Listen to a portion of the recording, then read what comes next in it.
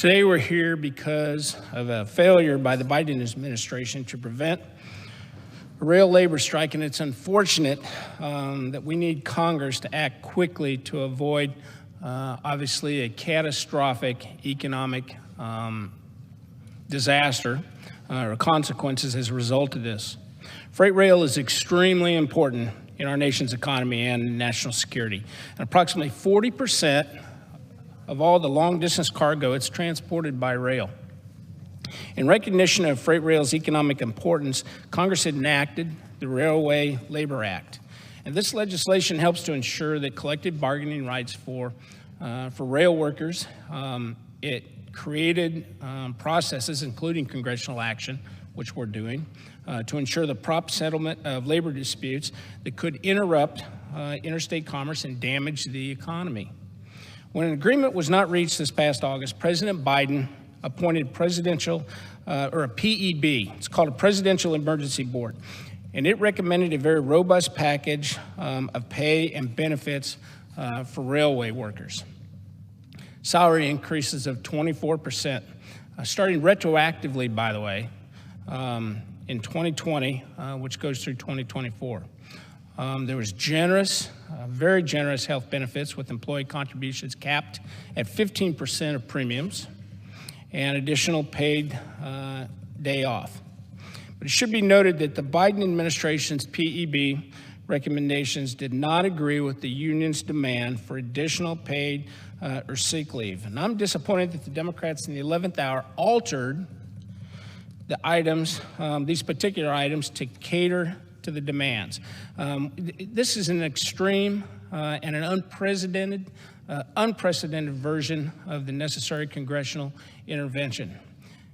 As the original September deadline for a strike approached, President Biden's Secretary of Labor, Marty Walsh, negotiated a tentative agreement with the railroad companies and all 12 of the rail union leaders. President Biden hailed the agreement as a win for rail workers. And Secretary Walsh and other union leaders, they praised it as well. We all saw that in the news. But it's now clear that the administration cannot close their own deal. 8 of the 12 unions voted to ratify the tentative agreement. 4 voted it down, and a rail strike is now possible at midnight on December 9th as we approach a very busy holiday season. So it now falls on Congress to avert a railway shutdown that would literally devastate the economy, which is already coping with the disastrous consequences of the administration's economic policies. And a rail shutdown would severely disrupt supply chains and add to a 40-year high inflation that we're already seeing. It would lead to higher energy costs as winter weather raises energy demand, and it's going to disrupt global food supplies.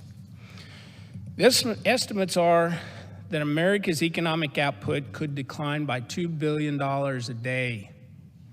For these reasons, organizations representing just about every industry in the economy have called on Congress to avoid a crippling rail strike. And it shouldn't have, it never should have come to this.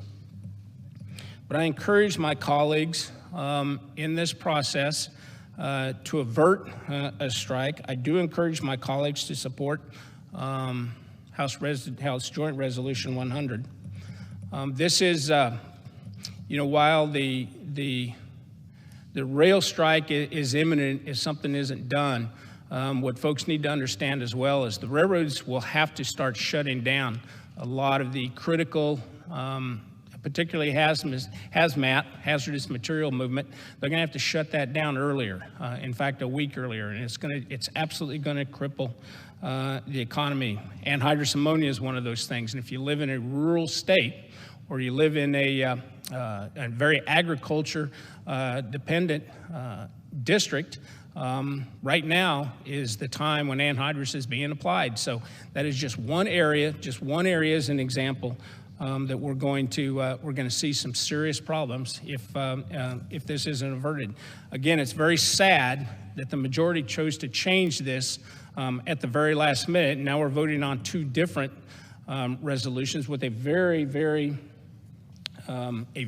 generous paid sick leave, in addition to what's already out there in terms of employees who have health issues. But with that, Madam Speaker, I would reserve the balance of my time.